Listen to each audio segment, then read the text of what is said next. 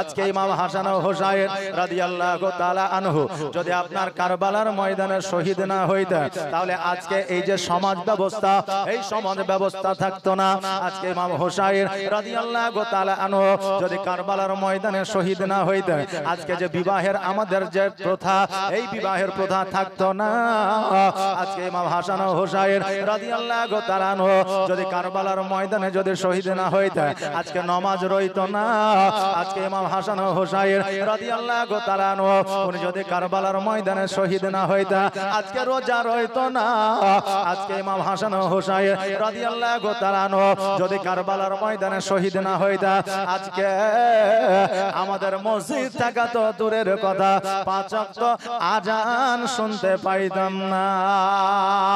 হে বাবাজি ভাইরা আপনারা বলবেন হুজুর গো এই নামাজটা আমাদের পয়গম্বর মুহাম্মদ রাসূলুল্লাহ সাল্লাল্লাহু তাআলা আলাইহি ওয়াসাল্লাম দিয়ে গেছে। এই রোজা তো আমাদের প্রিয় নবী মুহাম্মদ রাসূলুল্লাহ সাল্লাল্লাহু তাআলা আলাইহি ওয়াসাল্লাম দিয়ে গেছে। নামাজ রোজা আমাদের আখেরি পয়গম্বর দিয়ে গেছে।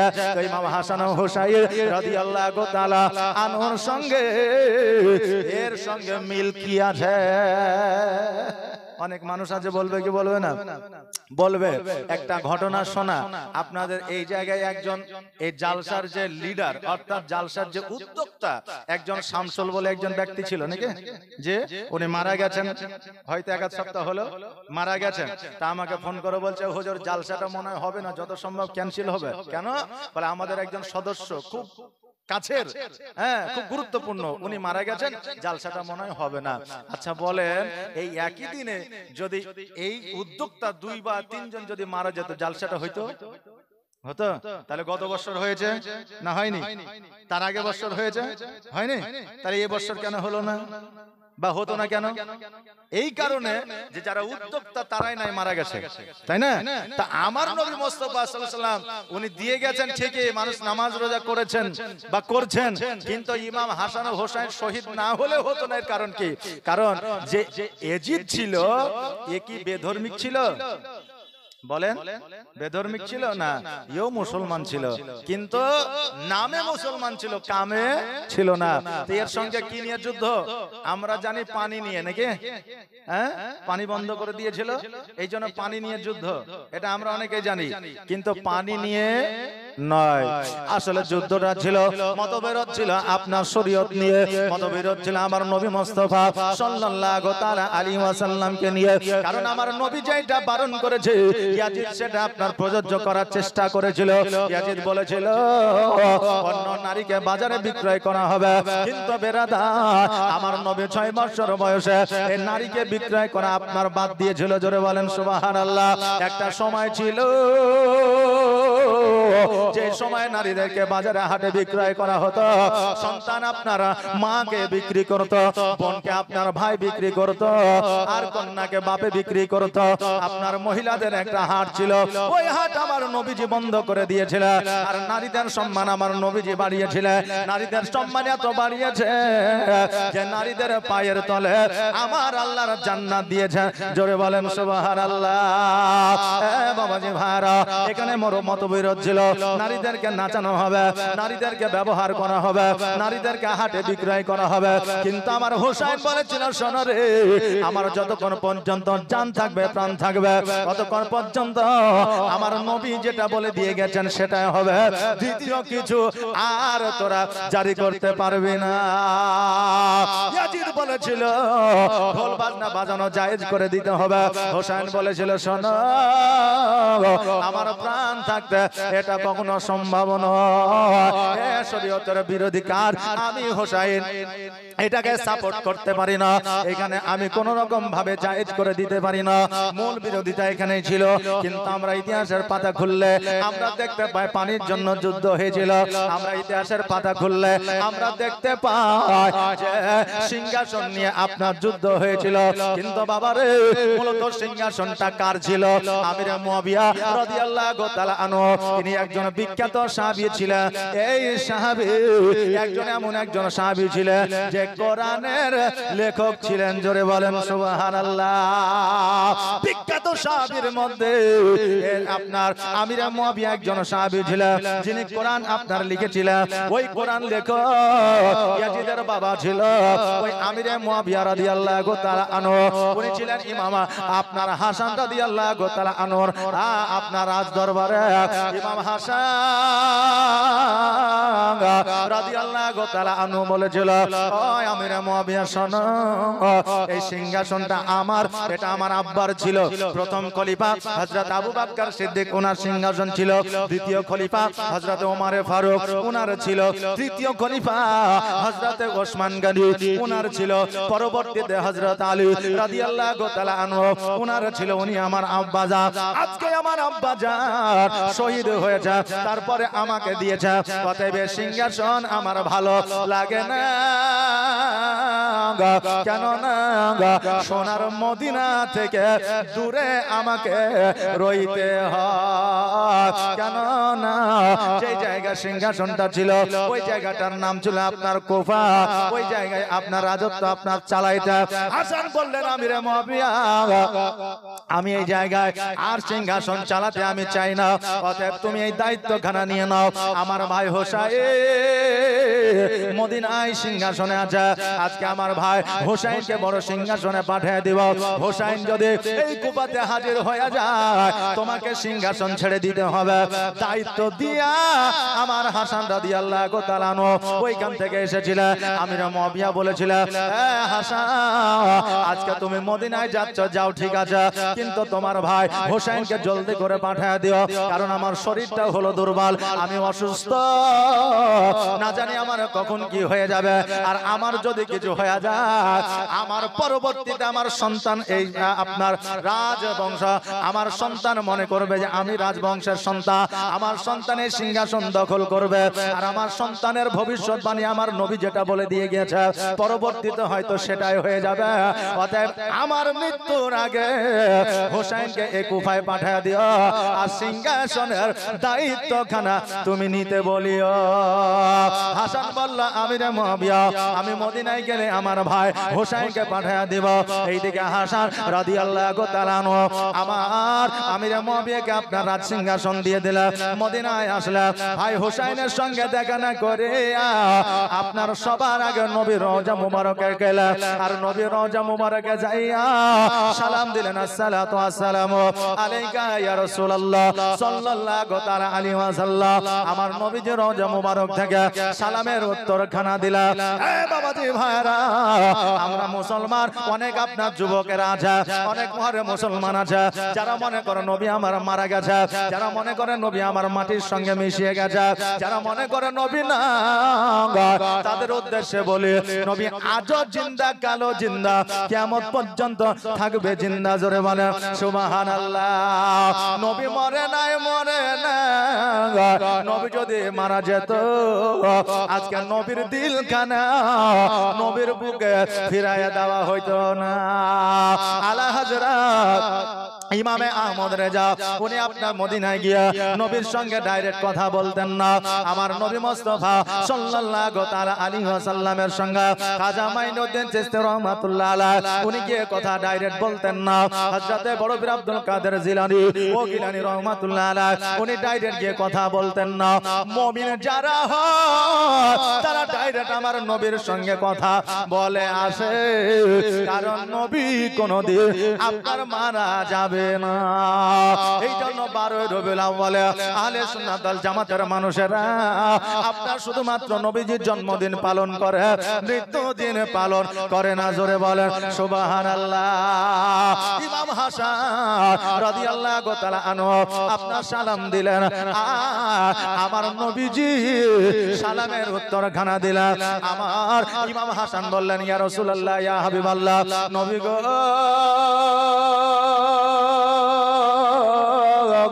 আজকে রাজ সিংহাসন ছাড়িয়া আমি মদিনায় এসেছি। নবী গো আপনার রওজা দেখতে পাই না, আপনার সঙ্গে কথা হয় না, আপনার সঙ্গে কোনো বার্তা হয় না, আপনাকে আমি দেখতে পাই না। ওই জন্য রাজ সিংহাসন ছেড়ে দিয়ে আমি আপনার রওজায় হাজির হয়েছি।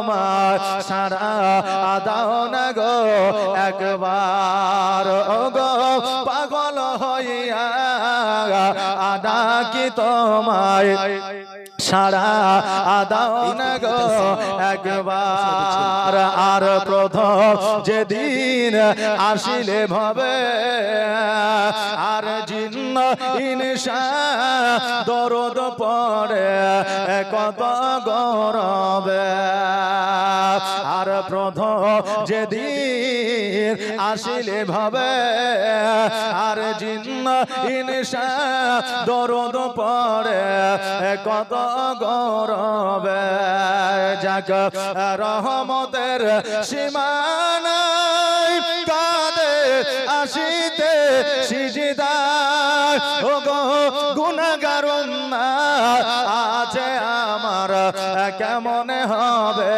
পার ও গো দিবানা হইয়া ডাকি তোমার সারা দাও না গো একবার আর তোমার নূরে এ জগৎ নোরা নে আর জিন্ন ইনসা দরদ পড়ে ফারিস্তা আসমানি যাক রহমতের সীমানায় কাঁদে আসিতে সিজদায় ও গো গুনাহগার উম্মাত আছে আমার কেমন হবে পার ও গো দিবানা হইয়া ডাকি তোমার সারা দাও না গো একবার হাসা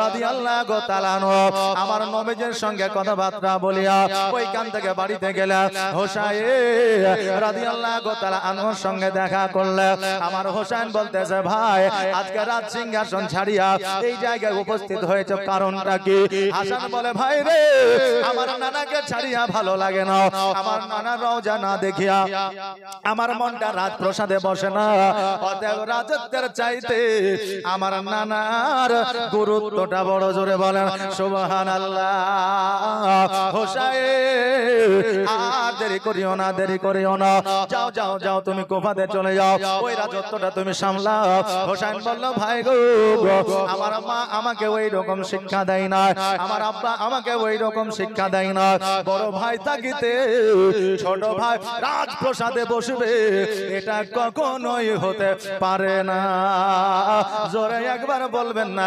সুবহানাল্লাহ আজকে আমাদের পরিবারে চারটা ভাই আমরা বসবাস করি আজকে ওই চারটা ভাই আমার বাবার মালিকানা নেওয়ার জন্য একে অপর ভাইয়ে মারামারি করি কি করি না এক কাঠার জন্য মারামারি করে এক শতকের জন্য মারামারি করি কয়েকদিন আগে একটা কানে খবর আসলো যে খবরটা এখন তো খবর আমাদের ঘরে ঘরে এই যে এবি নিউজ আছে বুঝলেন না সামনে বসে আছে এর তো বুঝলেন এখন খবর আমাদের গলির কান্টার খবর আমরা পেয়ে যাই না পাই না বাবা পেয়ে যায় বেরাদার তো এই দেখেন আমাদের এখন এবি নিউজ অনেকটা আপডেট আমাদের বাউসির ছেলেরা এটা করে তো এই খবরের দিকে আমরা নজর রাখি বা আমি নিজে রাখি অনেক খবর আমরা পাই তো কিছুদিন আগে খবর আসলো যে বাড়ি করা নিয়ে দুই ভাইয়ের বিবাদ এই সামান্য 1 ফুট জায়গার জন্য একটা খুঁট বাড়ি মারিয়ে দিয়েছে আরেক ভাইয়ের মাথায় ভাই ইহ জগৎ ছেড়ে পরজগৎ গমন করেছে বেরাদার এইরকম ঘন ঘন খবর আমরা পাচ্ছি না ভাই ভাই মারামারি তাহলে আমাদের এটা কি হওয়া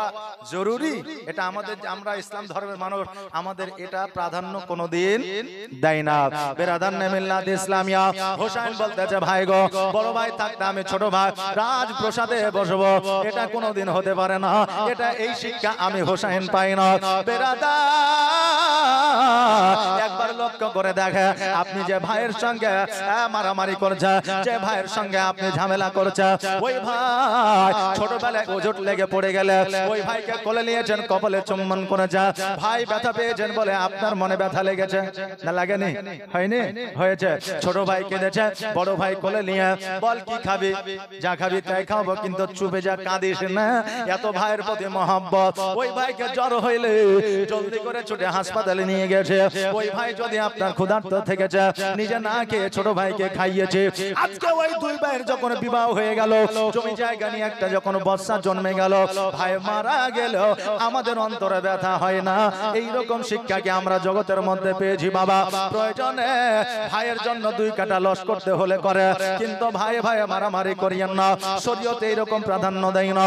বেরাদার হোসেনকে বলল, হোসাইন এই কথা তুমি বলিও না, যেহেতু রাত প্রসাদ আমাদের, যেহেতু রাত সিংহাসন আমাদের, রাত সিংহাসনে তুমি চলে যাও, নইলে হাত ছাড়া হয়ে যাবে। হোসেন বলল, ভাই গো, আমার আব্বা তোমাকে রাত প্রসাদ দিয়ে গেছে, অতএব তুমি রাত সিংহাসনে যাও, আমি হোসাইন যাব না।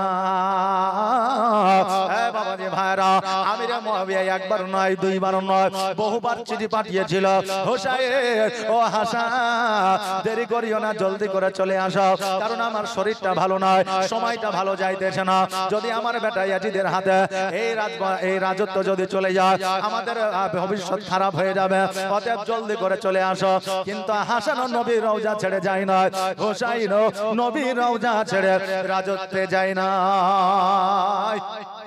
হাসানও যায় নাই, হোসাইনও যায় নাই। তাহলে আমরা যে ইতিহাসের পাতায় দেখে, বাংলার ইতিহাস, ভারতের ইতিহাসে যেগুলো দেখি যে সিংহাসনের জন্য এই যুদ্ধ, এই ঝামেলা, কিন্তু সিংহাসনটা তো ছিল ইমাম হাসান আর হোসাইনেরই, নাকি বলেন? সিংহাসনটা ইমাম হাসান ও হোসাইনেরই ছিল। তো ইমাম হাসান রাদিয়াল্লাহু তাআলা আনহু, ইমাম হোসাইন মদিনাতে থাকতে লাগলো। এইদিকে আমিরে মুআবিয়া একদিন বাবা ইহ জগৎ ছেড়ে পর জগৎ গমন করবে, তার আগে নিজের সন্তান ইয়াজিদকে ডাক দিয়া বলল, এ বেটা শোনো রে, এই রাজত্ব তোমার বংশের নয়, এই রাজত্ব তোমার বাবার দেওয়া নয়, এই রাজত্ব তোমার কোনো দৌলত নয়, এটা শুধুমাত্র আমানত, এর খিয়ানত তুমি করিও না। ইমাম হাসান এই রাজত্ব দিয়ে গেছে, ইমাম হাসান যদি না আসে, ইমাম হোসেন যদি না আসে, ইমাম হাসান ও হোসেনের আওলাদ যদি আসে, এই রাজত্ব ছেড়ে দিয়া আমার নবীর বংশের হাতে উঠায়া দিবা। এই কথা বলিয়া আমিরে মুআবিয়া রাদিয়াল্লাহু তাআলা ইহ জগৎ ছেড়ে পরজগৎ গমন করলে। কারণ আমিরে মুআবিয়া এই কথাটা জানতেন যে আমার সন্তান ইমাম হাসান ও হোসাইনের দুশমন হবে। আমার নবীজি ভবিষ্যৎবাণী দিয়ে গিয়েছিলেন। অনেকেই বলে নবী আমার ইলমে গায়েব জানতেন না। গায়েব শব্দের অর্থ হলো ভবিষ্যৎ। মানে আমার নবী যদি ইলমে গায়েব না জানতেন, তাহলে ইমাম হাসান ও হোসাইন কোন জায়গায় শহীদ হবে, কে কিভাবে শহীদ হবে, কে কোন পোশাক পরিধান করে থাকবে, কে তার গলা কাটবে, এই খবরটা আমার নবী বলে দিয়েছে। জোরে বলেন সুবহানাল্লাহ। আমার নবীজি আমিরে মুআবিয়াকে বলে দিয়েছিলেন। এই জন্য আমিরে মুআবিয়া বলেছিল, ইয়া রাসূলুল্লাহ, যদি আমার সন্তান ইমাম হাসান হোসেনের দুশমন হয়, আমি আমিরে মুআবিয়া জীবনে কোনোদিন বিবাহ করব না। আমিরে মুআবিয়ার এমন একটা রোগ হয়ে গেল, আমিরে মুআবিয়া এমন একটা অসুখ হয়ে গেল, যে অসুখটা ছিল প্রস্রাব করতে গেলে আপনার গুপ্ত স্তনে এত আপনার ব্যথা বেদনা যন্ত্রণা হইতো, আমিরে মুআবিয়া থাকতে পারতো না। নবীজির কাছে গেলেন, নবীজিকে বললেন, ইয়া রাসূলুল্লাহ, আমার এমন একটা রোগ হয়েছে, এই রোগ কেমন করে ভালো করা যায়? নবী আমার বললেন, রোগ তোমার ভালো হয়ে যাবে, তবে আল্লাহর তরফ থেকে একটা পয়গাম এসেছে, তোমাকে বিবাহ করতে হবে। হ্যাঁ বাবাজি ভাইরা, আমার আল্লাহ তাবারাক তাআলা আমাদের জগতের মধ্যে পাঠিয়েছে, আমাদের কখন কি হবে এটা আমার আল্লাহ ভালো করে জানে। কিন্তু আমাদের মনে যে দিল অন্তরখানা দিয়েছে, আমাদেরকে সেইভাবে দিল অন্তরখানা নিয়ে চলতে হবে, আমাদের দ্বারা ভুল যেন না হয়। আমিরে মুআবিয়া বললেন, হুজুর গো, আমি যদি বিবাহ করে নিই, আমার সন্তান হয়ে যাবে, আর আমার সন্তান যদি হয়ে যায় ইমাম হাসান ও হোসেনের দুশমন হয়ে যাবে, আমি আমিরে মুআবিয়া সহ্য করতে পারবো না। আমিরে মুআবিয়া বাড়িতে আসলে একদিন, 2 দিন, 5 দিন, 7 দিন পার করলে, কিন্তু বাবার এমন রোগ হইল, আমিরে মুআবিয়া যেন আর থাকতে পারে না। আমিরে মুআবিয়া মনে মনে ভাবলো, আল্লাহ গো, আপনি বলে দিয়েছেন 70 বছর যদি পার করে দেয়, একজন মহিলা যদি 60 বছর পার করে দেয়, ওই মহিলা গর্ভে আর সন্তান ধারণ করতে পারে না। এই জন্য আমি আমিরে মুআবিয়া 70 বছরে একজন নারীকে বিবাহ করব, যাতে ওই নারীকে আমি বিবাহ করলে আমার রোগ ভালো হয়ে যাবে, আমার সন্তান আদি হবে না। স্বামী ছাড়া একজন মহিলার গর্ভে যদি আল্লাহ সন্তান দিতে পারে, একজন পুরুষের গর্ভে আল্লাহ যদি সন্তান দিতে পারে, তো 70 বছরের নারীর গর্ভে আল্লাহ কি আগে সন্তান দিতে পারে না। পারে কি পারে না? পারে। আমিনা মুয়াবিয়া রাদিয়াল্লাহু তাআলা আনহু উনি কিন্তু বাবা 70 বছরের একজন নারীকে বিবাহ করলেন। বিবাহ করার পরে 10 দিন পরে 20 দিন পরে খবর আসিল যে আমিনা মুয়াবিয়া আব্বা বাবা হতে চলেছে। জোরে বলা সুবহানাল্লাহ। আল্লাহ না জানি কি করতে পারে, কারণ আল্লাহর মহিমা বোঝা বড় দায়। তবে আল্লাহ যেটা করে বান্দার ভালোর জন্য করে। এখন আল্লাহ যেটা করে ভালোর জন্যই করে বলার পরে যদি এখন আমরা বাড়িতে চুপ করে গিয়ে বসে থাকি তাহলে বাবা হবে? হবে না। এক মৌলভী সাহেব বলেছে আল্লাহ খাওয়ায় আল্লাহ পড়ায়। তাই একজন জালসা শুনেছে যুবক বাড়িতে গিয়ে বসে আছে, এখন ওর মা বলছে বেটা জালসা থেকে খালি খেলে, তো বলছে না খাবো না। মা মনে করছে খিদে নাই তাই খাবে না। পরের দিন 10টার সময় বলছে বেটা খেলে, তো বলছে না খাবো না। আবার দুপুরে বলছে খা, তো বলছে খাবো না। সন্ধ্যাবেলায় বলছে খেলে, তো বলছে খাবো না। আর এইদিকে আর খিদাতে বুঝলেন পরাণ চলে গেছে, সারাদিন খায়নি, খিদে থাকে। এবার বুঝলেন ও দেখছে বাড়িতে থাকলে খাবার আছে রান্না হাঁড়িতে, কখন খেয়ে নিব, তো আমি একটু জঙ্গলের দিকে যাই, তাহলে খাবারও পাবো না, খাওয়া হবে না। ওই মৌলভী সাহেব বলেছে আল্লাহ খাওয়ায়, তা আল্লাহ কেমন করে খাওয়ায় আমি দেখবো, তারপরে গা ছাড়বো। কথা বলেন না। এবার জঙ্গলে যা চুপ করে বসে আছে, রাত্রি যখন 12টা বেজেছে, মা ছেলেকে খুঁজছে, খুঁজতে খুঁজতে গিয়ে জঙ্গলে পেয়েছে। বলছে বেটা খাবার খাবি না? বলছে না। মা থালাটা করে খাবার নিয়েছে, বলছে দেখ খাইলে কা না খাইলে না খাইলে খাবার থাকলো। মা বাড়িতে চলে এসছে, মধ্যরাত্রিতে ডাকাতরা এসে ওই জায়গায় বললেন টাকা পয়সা ভাগ করবে। দেখছে একটা খাবারের থালি, খাবার এখানে কি করে আসলো? নিশ্চয়ই লোক আছে, খোঁজ। খুঁজতে খুঁজতে দেখছে একজন আছে, বলছে খাবার কার? বলছে আমার। খাসনি কেন? বলছে এমনি খাইনি। ও তোর চালাকি, যে খাবার তুই রাখবি আমরা খাবো, খাবারে বিষ মিশে আছে আর আমরা খেয়ে মরে যাবো, আর সোনা দানা টাকা পয়সা তুই পালিয়ে যাবি, তাই চালাকি? বলছেন না না। তাহলে খাসনি কেন? তো বলছে এমনি খাইনি। বলছে খা, বলছে খাবো না। অমনি বুঝলেন 2-4 চর, বুঝলেন মারের চাইতে বড় ওষুধ আর আছে নাই। 2-4 চর যেমনই মেরেছে, ভয়ে বুঝলেন খাইতে লেগেছে। খাওয়া দাওয়া করে বাড়ি চলে এসছে। আসার পরে বুঝলেন মৌলভী সাহেব আপনি যে বললেন যে আল্লাহ খাওয়ায়, এই কথাটা বলেছেন, কিন্তু এটা তো বলেন যে না খাইলে মাইরা মাইরা খাও। যে আল্লাহ খাওয়াই এই কথা বলেছেন, কিন্তু যদি না খাই তো মাইরা মাইরা খাওয়াই এটা তো বলেননি। তাহলে আমি আগে খেয়ে নিতাম, বেকার খিদাতে আমি সারা দিন সারা রাত পার করেছে বেরাদার। তো আল্লাহ আমাদেরকে চলায় ফেরায়, আল্লাহ আমাদেরকে দেখভাল করে, এটা ঠিকই। কিন্তু আল্লাহ তাবারক তাআলা আমাদের মন দিয়েছে, মস্তিষ্ক দিয়েছে, পা দিয়েছে, চোখ দিয়েছে, হাত দিয়েছে। এইজন্য আমাদের কর্ম করতে হবে, কর্ম করে আমাদের খাইতে হবে বেরাদার, বুঝলেন না বেরাদার? তো আল্লাহ তো রুজির মালিক। এইজন্য বাড়িতে বসে থেকে আমি খাবার সামনে নিয়ে এসে যদি আমি বসে থাকি যে আল্লাহ খাওয়াবে, তাহলে হবে না। খাওয়ার জন্য হাত দিয়েছে, স্বাদ ভক্ষণের জন্য জিহ্বা দিয়েছে, চাবানোর জন্য দাঁত দিয়েছে, গিলার জন্য আপনার হলকুম দিয়েছে। জোরে বলেন সুবহানাল্লাহ। এ আমার বাবা যে ভাড়া, এবার 70 বছর নারীর গর্ভে যখন আপনার সন্তান চলে আসলো, আমিনা মুয়াবিয়া আমার দয়ার নবী মুস্তাফার কাছে গেলেন। যাওয়ার পরে বললেন ইয়া রাসূলুল্লাহ, ইয়া হাবিবাল্লাহ, এগো আজকে আমি 70 বছরের নারীকে বিবাহ করলাম, যাতে সন্তান আদি না হয়, তবু সন্তান গর্ভে চলে এসেছে। আমার নবী বললেন শোনো রে, আজকে আসমান জমিন নড়ে হিলে এক জায়গায় হয়ে যেতে পারে, আজকে পাহাড়ে হিলে গিয়ে দোসরা জায়গায় চলে যেতে পারে, কিন্তু নবীর মুখ থেকে যে কথাটা বের হয়ে যায়, ওই কথার কোনো নড়চড় কিয়ামত পর্যন্ত হবে না। জোরে বলুন সুবহানাল্লাহ। আর প্রেমের খেলা খেলছো দয়াল রে দয়াল, তোর খেলা চমৎকার, আর না পাকে মানুষ বানায়া আমি লাই সবা যার রে।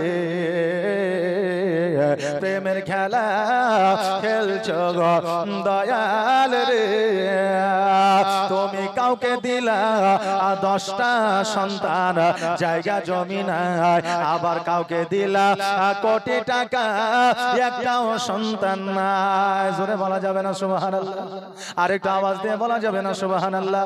নারে তাকবীর, নারে রিসালাত, মাসলাক আলা হযরত ওলি আল্লাহ का दामन, इमाम हसन हुसैन का दामन नहीं छोड़ेंगे बेरादार। तो कवि की बोलছে, বলছে কাউকে 10টা সন্তান দিয়েছো বাড়ি ঘর করার মতো জায়গা নাই, আবার কারো কোটি কোটি টাকা আছে কিন্তু তাকে একটাও সন্তান দাও নাই। তাই বলছে তুমি কাউকে দিলা 10টা সন্তান, জায়গা জমি নাই, আবার কাউকে দিলা কোটি টাকা, একটাও সন্তান নাই। আবার মরার পরে কাঁধে করে কবরে নামাবে তার রে, প্রেমের খেলা খেলছো দয়াল রে দয়াল, তোর খেলা চমৎকার, আর না পাকে মানুষ বানায়া আমি লাই সবা যার রে, প্রেমের খেলা খেলছো দয়াল রে। তুমি কারো কলিজায় আগুন দিলা, মা বাবা কেড়ে নিয়া, আবার কারো করিলা চির দুঃখে সন্তান লাশ বানায়া, আবার কাউকে তুমি কান্দাও দয়াল মনের মানুষ কেড়ে নিয়া, আবার কাউকে অল্প বয়সে রাখলে তুমি বিধবা বানায়া রে, প্রেমের খেলা খেলছো দয়াল রে। বেরাদা ওই আমির মুআবিয়া রাদিয়াল্লাহু তাআলা আনহু উনি কিন্তু জানতেন রে বাবা আমার সন্তানকে রাজত্ব দিয়ে দিলে ইমাম হাসান ও হুসাইনের দুশমন হয়ে যাবে, কিন্তু কিছু করার না, ইমাম হাসান ও হুসাইন আসলো না। এই জন্য আমির মুআবিয়া নিজের সন্তানকে দায়িত্বখানা দিল, আর বলে দিল এই রাজত্বটা আমাদের নয়, এই রাজত্বটা আমানত হিসাবে আমাদেরকে দিয়েছে, অতএব আওলাদ নবীজির যখনই আসবে এই রাজত্ব ওই তাদেরকে দিয়ে দিতে হবে। জোরে বলে সুবহানাল্লাহ। আমির মুআবিয়া যখন এই জগৎ ছেড়ে পর জগৎ গমন করলেন, এইদিকে ইয়াজিদ মনে করলো হায়রে এত বড় রাজত্ব ছাড়া যাবে না, এত সুখ ছাড়া যাবে না, তাহলে কি করতে হবে? প্রথমে চক্রান্ত করে ইমাম হাসান ও হুসাইনকে এই পৃথিবী থেকে সরিয়ে দিতে হবে, কারণ ইমাম হাসান ও হুসাইনকে যদি পৃথিবী থেকে সরিয়ে দেওয়া হয় তবে এই রাজত্ব আমার হয়ে যাবে। কথা বুঝলেন না? ইমাম হাসান হোসেনকে যদি সরিয়ে দেওয়া হয় তাহলে এই রাজত্ব আমার হয়ে যাবে। এবার সৈন্যদেরকে কাছে ডাকলো, ডাকার পরে বলল শোনো এখন তোমাদের রাজাকে বলে আপনি, বলে আমি যেটা বলবো সেটা শুনবা, বলে হ্যাঁ, বলে আমার সর্বপ্রথম হুকুম হইল ইমাম হাসানকে শহীদ করতে হবে। সৈন্যরা বলল হুজুর গো আজকে কাকে খতম করার জন্য বলছে, আজকে কাকে শহীদ করার জন্য বলছে? আজকে আপনার যত সৈন্য আছে সমস্ত সৈন্য তো দূরের কথা, পুরো পৃথিবী যদি ইমাম হাসানের সঙ্গে যুদ্ধ আপনার লেগে যায় সারা পৃথিবী একদিকে হয়ে যাবে, ইমাম হাসান একদিকে হয়ে যাবে। জোরে বলেন সুবহানাল্লাহ। আল্লাহ এত ক্ষমতা এত পাওয়ার দিয়েছে, অতএব ইমাম হাসানকে যুদ্ধ করে পারা যাবে না। অতএব এইখানে এমন কোন সৈন্য না যেই সৈন্য ইমাম হাসানকে শহীদ করবে। দেখলো সৈন্যদের যেহেতু ক্ষমতা নাই, অতএব চক্রান্ত করে বুদ্ধি করে মারতে হবে। এবার কেউ বুদ্ধি দিল, বলে তার কাছের মানুষকে ডাকা হোক। এবার একজনকে ডাকা হলো, যার নাম ছিল মাইমুনা। কি নাম বললাম? মাইমুনা। এই মাইমুনা কে ছিল আগের পরিচয়টা আমাদের জানা দরকার আছে। এই মাইমুনা একজন গোলাম ছিল। এই গোলামটা কার ছিল? এই গোলামটা ছিল আমার নবী মুস্তাফা সাল্লাল্লাহু তাআলা আলাইহি ওয়াসাল্লাম। কিন্তু আমার নবীজি এই মাইমুনাকে গোলাম থেকে আজাদ করে দিয়েছিল, কিনেছিল ঠিকই, কিন্তু গোলাম নামে আখ্যায়িত করা হয় না, কিন্তু ছিল তো একজন গোলাম। আমার নবীজির কাজকর্ম করতা, ইমাম হাসান ও হুসাইনের বাড়িতে কাজকর্ম করত। ইমাম হাসান ও হুসাইনকে কোলে পিঠে করে লালন পালন করেছিল। এই জন্য ইমাম হাসান ও হুসাইনের বড় বিশ্বাস ছিল যে সবাই গাদ্দারি করলে মাইমুনা করবে না, কারণ মা গর্ভধারিণী হয়, আর যে লালন পালন করে সে দ্বিতীয়ত ও একজন মা হয়। নাকি বলেন? যেহেতু আমার নবীজিকে জন্ম দিয়েছেন মা আমিনা রাদিয়াল্লাহু তাআলা আনহা, আর আমার নবীজি লালন পালন হয়েছেন হালিমাতুস সাদিয়া রাদিয়াল্লাহু তাআলা আনহার কাছে, কিন্তু আমার নবীজি হালিমাকে মায়ের মতো সম্মান দিয়েছে, নাকি মায়ের মতো সম্মান দিয়েছে। হে বেরাদার, তো এই জন্য ইমাম হাসান হোসেন চিন্তা করেছে যে এই সবাই গাদ্দারি করলেও এই মাইমুনা করবে না, কারণ ছোট বড় থেকে আমাদের লালন পালন করে বড় করেছে, কোলে পিঠে করে বড় করেছে। অতএব আমার নানার আমলে, আমার বাপ মায়ের আমলে যেহেতু এই মাইমুনা ছিল, সেহেতু আমাদের আমলেও এই মাইমুনা থাকবে। একটা বিশ্বাস ছিল বেরাদার, বিশ্বাস যদি কারো প্রতি থাকে, গাদ্দারি সেই একমাত্র আপনার সাথে করতে পারবে, নাকি? যে একবার দরুদ বলেন আল্লাহুম্মা মৌলানা মুহাম্মদ সাল্লাল্লাহু তাআলা আলাইহি ওয়াসাল্লাম। দেখবেন যার বিশ্বাস, আপনি যদি আপনার ভাইকে, আপনার বন্ধুকে যদি বিশ্বাস করে, দেখবেন ওই বন্ধুটা আপনার সঙ্গে নাফরমানি করে, নাকি? কারণ পারে এই জন্য, কারণ আপনি বিশ্বাস করেছেন। দেখেন অনেকের বিবি আপনার বর্তমানে পরকীয়ায় জড়িত হয়ে আছে।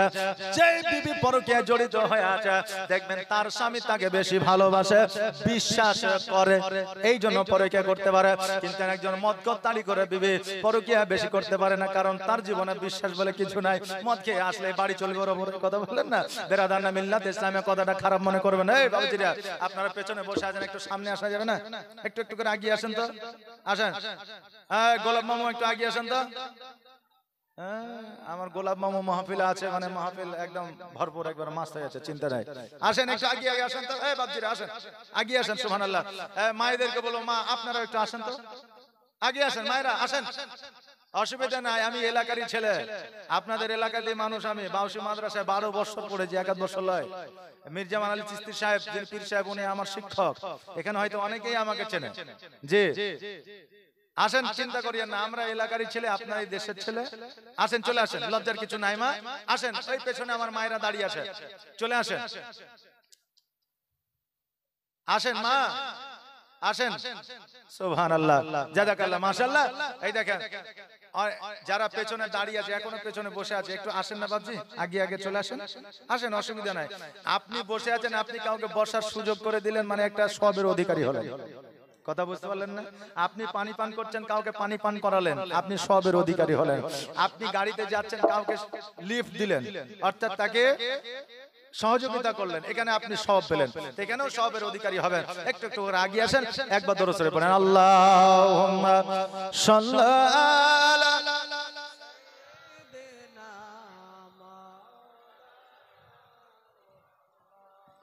ওয়ালা আলা সাইয়্যিদিনা মুহাম্মদ সাল্লাল্লাহু তাআলা আলাইহি ওয়াসাল্লাম। বাবাজি, ভাইরা আমার, মায়েরা, যেটা বলতেছিলাম, বিশ্বাস যাকে করবে সেই দেখবেন বেশিরভাগ গাদ্দারি করে। কিন্তু বেরাদার সবাই না, পৃথিবীতে যদি বিশ্বাস জিনিসটা উঠে যায়, দেখবেন মানুষ হইয়া মানুষের দিকে লক্ষ্য করবে না। আর মানুষ হইয়া যদি মানুষকে ভালোবাসতে না পারে, মানুষ হইয়া মানুষকে যদি সহযোগিতা করতে না পারে, মানুষ হইয়া মানুষকে যদি আমরা খাবার না দিতে পারে, আমাদের মতো দুর্ভাগ্যবান আর কেউ না। এই জন্য বাবা, বিশ্বাসের যোগ্য সবাই হয় না, আর বিশ্বাস সবাইকে করা যায় না। আর সবাই যে বিশ্বাসঘাতকতা করে, এটাও কিন্তু বাবা হয় না, নাকি বলে? বিশ্বাসের যোগ্য এখনো পর্যন্ত পৃথিবীর মধ্যে আছে, তবে মানুষ হইয়া মানুষকে কখনো ঘৃণা করবেন না। বিরাদার মিল্লাত ইসলামিয়া, আজকে আসা আই মাইমুনাকে ডাকা হলো। মাইমুনাকে ডাকার পরে বলল, মাইমুনা, আজকে তোমাকে একটা অফার আমি দিতে চাই, তোমাকে একটা বড় ধরনের উপহার আমি তোমাকে দিতে চাই। বলে, কেন উপহার দিবা? তার মানে কোনো ব্যাপার আছে নাকি? কেউ যখন দেখবেন কিছু ফ্রিতে দিচ্ছে, তার মানে গন্ডগোল আছে। কথা বুঝলেন না? জিও সিম যখন প্রথমে আসবে, যে 3 মাস ফ্রি নেট চালিয়ে এলো, অসুবিধা নাই। তারপরে এবার বলছে জিও কিনতে হবে, রিচার্জ করতে হবে, তারপরে এত টাকা রিচার্জ, মানে সুযোগ দিলে দেখবেন দেখবেন আপনার উপরে কিছু একটা চাপবে, কথা বুঝতে বলেন না, এটা হবে। বেরাদার মিল্লাত ইসলামিয়া, এই বাবা এবার বলছে তোমাকে একটা উপহার দিব। মাইমুনা বলল উপহারটা কেন দিবা আগে বলো। বলে মাইমুনা উপহারটা এই জন্য দেব, ইমাম হাসানকে শহীদ করতে হবে। যেমন এই কথা বলেছে মাইমুনা তত্তার করে কাঁপতে লেগেছে। মাইমুনা বলল না না না, আমার দ্বারা সম্ভব নয়, কারণ ইমাম হাসান যদি জানতে পারে গো আমার গর্দান আলাদা হয়ে যাবে, ধর আর দেহ আলাদা হয়ে যাবে, অতএব আমার দ্বারা সম্ভব নয়। মাইমুনাকে বলল একবার ভেবে দেখো, আজকে যদি তুমি ইমাম হাসানকে শহীদ করতে পারো তোমাকে 50টা মোহর দেওয়া হবে। লো বাবা কার না আছে। এবার মাইমুনা বলল শোনো আমি তো পারবো না, তবে ইমাম হাসান রাদিয়াল্লাহু তাআলা আনহু একজন বিবিকে আমি বলবো, যদি সে রাজি হইয়া যায় তবে ইমাম হাসানকে শহীদ করা বড় কষ্টকর হবে না। বলে শোনো আরো একটা অফার তোমার কাছে থাকলো, ইমাম হাসানের যেই বিবি ইমাম হাসানকে শহীদ করবে আমি ইয়াজিদ তাকে বিবাহ করব, আমি রাজত্বের দায়িত্ব আমি তাকে দেব। এবার মাইমুনা বাড়িতে আসলো, আর বাড়িতে আসার পরে এবার ইমাম হাসানের একজন বিবিকে বলল ইমাম হাসানের বিবি শোনো আজকে তোমাকে ইয়াজিদ ডেকেছে, তার কাছে নিয়ে যাওয়া হলো। এবার ইয়াজিদ বলল শোনো ইমাম হাসানকে যদি শহীদ করে দিতে পারো আমি তোমাকে বিবাহ করব, আর বিবাহ করার পরে তোমাকে আমি অপর একটা রাজত্ব দিব। ইমাম হাসান তোমাকে কিছুই দেয় না, অতএব ইমাম হাসানকে আর জগতে বাঁচিয়ে রাখিও না। ওই বিবিটার নাম ছিল আশা। কি নাম বললাম? ওই বিবিটার নাম ছিল আশা। আজকে খবরে পেপারে শুনতে পাওয়া যাচ্ছে স্বামী স্ত্রী পরকীয়ায় লিপ্ত হয়ে যায়, স্বামীকে খুন করেছে, আবার স্ত্রীকে খুন করছে, স্বামী পরকীয়ায় লিপ্ত হয়ে। আপনার গত 2 দিন 3 দিন আগের খবর, দেওয়ানসারায় একজন বিবি 28 বছর সংসার করেছে, স্বামীকে আপনার ফাঁসিতে মেরে ঝুলিয়ে দিয়েছে। বাবারে এই জন্য মহিলাদেরকে চেনা বড় দায়, মহিলাদেরকে চেনা বড় দায়। আপনার বাদশা হারুন আর রশিদ একটা কথা বলে গিয়েছিল যে বেটারে জীবনে সব কথা মনের কথা খুলে বলবি সবাইকে, হ্যাঁ কিন্তু বিবিকে খুলে বলবি না, বন্ধুকে বলবি ঠিক আছে কিন্তু বিবিকে নয়। বলে কেন? বলে বললে অসুবিধা আছে। বেরাদার খুব ছোট্ট করে আমি বলছি, ও চিন্তা করলে যে আব্বা আমাকে এই কথা বলে গেলে, হঠাৎ করে একদিন আপনার ছাগলের মাথা কেটে গামছায় জোরে বিবিকে এসে বলে এটা তাড়াতাড়ি করে পুঁতে ফেল, হ্যাঁ কারণ হলো এটা মানুষের মাথা কেটেছি, কতল করে দিয়েছে, হত্যা করে দিয়েছে, না হলে আমার জেল হয়ে যাবে। বেরাদার এবার পুঁতে দিয়েছে। বছর 10 পরে ওই মহিলা ওর মায়ের সামনে বলেছে মা তোর জানিস তোর জামাই কত মাস্টার, একজনকে মাইরা কেটে তার মাথা নিয়ে এসে পুঁতে দিয়েছে তো কেউ টের পায়নি। এখন আর শাশুড়ি আরেকজনের কাছে বলেছে, আরেকজনের কাছে বলেছে, এই করতে করতে জানাজানি হয়ে গেছে। হঠাৎ করে তার বাড়িতে প্রশাসন এসে হাজির। আসার পরে এবার বলল কি ব্যাপার? বলে এই জায়গাতে মাথা আছে। বলে না হুজুর এই জায়গায় তো মাথা নাই, আমি বিবিকে পরীক্ষা করার জন্য একটা ছাগলের মাথা কেটে পুঁতে রেখেছি। ওই জায়গা থেকে গামছাটা তুলে যখন পরীক্ষা করে দেখলো যে না এটা মানুষের মাথা নয়, এটা ছাগলের মাথা, তখনও বুঝতে পারলো যে বিবিদেরকে সব কথা খুলে বলতে হয় না। বেরাদার এটা আমি আমার মায়েদেরকে বোনদের উদ্দেশ্য করে বলছি না, এটা আমি মাওলানা পিয়ারুলের কথা নয়, ইতিহাস খুলে দেখেন, এটা ইতিহাসের কথা নাকি বলেন, এটা ইতিহাসের কথা। হযরতে আলী রাদিয়াল্লাহু তাআলা আনহু বসে আছেন, আর আমার মা ফাতেমাতুজ জোহরা রাদিয়াল্লাহু তাআলা আনহা উনি কোরআন তেলাওয়াত করছে। কি করছেন? কোরআন তেলাওয়াত করছেন। এবার একটা আয়াত চলে এসেছে, যে আয়াতটায় লেখা আছে যে একজন স্বামী চারজন মহিলাকে বিবাহ করতে পারে, এই কথাটা লেখা আছে। তো ওই শব্দটা হযরতে ফাতেমাতুজ জোহরা রাদিয়াল্লাহু তাআলা আনহা উনি আস্তে করে পড়ছেন যাতে আলী শুনতে না পায়। কথা বুঝতে পারলেন না? যাতে শুনতে না পায় যদি বিবাহ করে নাই যে, তো এই জন্য আস্তে করে পড়ছেন। তা হযরতে আলী রাদিয়াল্লাহু তাআলা আনহু মিচকে হাসি দিয়ে বলছে ফাতেমা তুমি আস্তে কেন পড়ছো, তুমি জোরে পড়ো, কারণ আমার দ্বিতীয় বিয়ের প্রয়োজন না, কারণ তুমি ফাতেমা তুমি একাই 4 জনের সমান। জোরে বলেন সুবহানাল্লাহ। জি এই জন্য মেয়েদের বুঝলেন আত্মবিশ্বাস মনোবল একটু কম আছে। কথা বুঝতে পারলেন না? আত্মবিশ্বাস মনোবল একটু কম। আমার বাবাজি ভাইরা, তার বিবির নাম ছিল কি নাম? আশআস। এবার আশআস বলল মাইমুনাকে, মাইমুনা আমি যদি হাসানকে শহীদ করে দিতে পারে তবে কি আমি রাজত্ব পাবো? আমাকে ইয়াজিদ কি বিবাহ করবে? বলে হ্যাঁ। বলো কি করে মারতে হবে বলো? বলে তোমার কি করে মারা সুবিধা হবে? বলে আমাকে যদি কিছু খাবার জন্য দিতে পারো তবেই সুবিধা হবে। এবার বেরাদার অতি ছোট্ট করে আমি কাহিনীটা বলি, কারণ ইমাম হাসান ও হুসাইন রাদিয়াল্লাহু তাআলা আনহুর জীবনী যদি শুরু করে 7 দিন জীবনী করেও ইমাম হাসান হুসাইনের জীবনী সমাপ্ত করতে পারি নাই। বেরাদার মিল্লাত ইসলামিয়া, এবার বেরাদার তাকে বিষ দেওয়া হলো। ওই বিষটা নিয়ে এসে 3 বার খাইয়েছিলেন। প্রথমে আপনার খাওয়ানো হয়েছিল পানির সঙ্গে, দ্বিতীয়ত খাওয়ানো হয়েছিল খাবারের সঙ্গে, তৃতীয়ত আপনার খেজুরের সঙ্গে। যখন খেজুরের সঙ্গে খাওয়ানো হয়েছিল এই বিষটা এত মারাত্মক বিষ ছিল যে যত দূর পর্যন্ত মুখ থেকে আপনার পেট পর্যন্ত গিয়েছিল সমস্ত নারী বুড়িগুলো আপনার গলিয়ে দিয়েছিল, পচিয়ে দিয়েছিল। জোরে বলেন সুবহানাল্লাহ। বেরাদার পেটের মধ্যে যত নারী ছিল সমস্ত নারীগুলো আপনার পচে গিয়েছিল। যখন আপনার বাথরুমে ঘন ঘন যাইতেছিল ওই বাথরুম আপনার মল ত্যাগ হচ্ছিল না, শুধুমাত্র নারী ভুড়িগুলো আপনার নামতেছিল। এবার আমার নবী বলেছিল হাসান আজকে তোমাকে বিষ পান করাবে তোমার নিজের লোকে। আমি নবী আমার রওজাতে গেলে তোমার সমস্ত কিছু ভালো হয়ে যাবে। আমি নবী আমার ওসিলা 2 বার গিয়েছিল, 2 বার বিষ পানি হয়ে গিয়েছিল, কিন্তু 3 বারের বেলায় আমার ইমাম হাসান আর যায় না। এই জন্য যায় না, যাকে আমি প্রাণের চাইতে বেশি ভালোবাসি আজকে সে আমাকে বিষ পান করাইলো। অতএব জগতের মধ্যে বেঁচে থাকার ইচ্ছা আমার আর না। ইতিহাসের পাতায় লেখা আছে, দেখা যায় আমরাও বাংলা পড়েছি বাবা, ভবানীপুর স্কুলে আপনার এইচএস দিয়েছি, কল্যাণ ইউনিভার্সিটি থেকে আপনার গ্র্যাজুয়েশন কমপ্লিট করেছি। আমরাও আরবি আপনার ভারতীয় ইতিহাস আমরা পড়েছি। কোথায়? মাদ্রাসায়, আলিয়া বোর্ডে। তাহলে আমরা অনেক জায়গায় লেখা দেখেছি যে ইমাম হাসানকে বিষ পান করিয়েছে, কিন্তু ইমাম হাসান জানতে পারেনি। কিন্তু হাদিসে বলতেছে, রাবিরা বর্ণনা করতেছে আমার হাসান রাদিয়াল্লাহু তাআলা আনহু বিষ পান করিয়েছে, এটা তো জানেনি। জানে কে পান করিয়েছে এটাও জানে। ইমাম হাসান রাদিয়াল্লাহু তাআলা আনহু যখন খেজুর যখন আপনারা খাইতে আসা তখনই বুঝে গিয়েছিলেন এই খেজুরে বিষ আছে, কিন্তু উনি খেয়েছিলেন কারণ হইল আমি যাকে ভালোবাসি সেই যদি বিষ খাওয়াতে পারে আমি হাসান কেন খাইতে পারি না? কথাকে বুঝতে পারলেন না? আপনি জানের চাইতে প্রাণের চাইতে যাকে বেশি ভালোবাসবেন সে যদি আপনাকে বিষ দেয় তবু আপনি বিষ পান করবেন, কারণ পৃথিবীর মধ্যে বেঁচে থাকার উদ্দেশ্য তো তাকে নিয়ে নাকি। কিন্তু যদি সে বিষ পান করে আপনার খেতে কি অসুবিধা আছে? ইমাম হাসান রাদিয়াল্লাহু তাআলা আনহু উনি আমার ইমাম হোসেনকে ডাক দিলে ইমাম হোসেন দুলদুলের পৃষ্ঠে চাপিয়া আমার ইমাম হাসানের কাছে আসলে।